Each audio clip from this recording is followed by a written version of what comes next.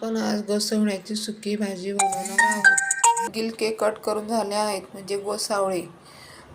तर त्यासाठी लागणारे टोमॅटो, अख्खे शेंगदाणे घेतले आहेत कारण ते छान लागतात. जरा दाताखाली आले ना शेंगदाणे तर छान लागतात. लसूण, कढीपत्ता आणि त्यासाठी शेंगदाण्याचं कूट, मिरची पावडर, धना पावडर, हळद पावडर घेतलेली आहे. चला तर मग आता फोडणी टाकूया.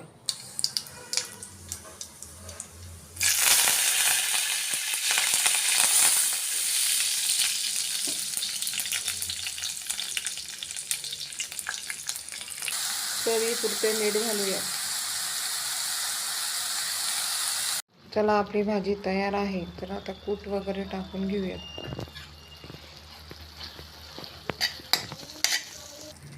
कशी वाटली तुम्हाला गोसावळ्याची भाजी, गिलक्याची भाजी? तर तुम्ही करतात का अशी भाजी?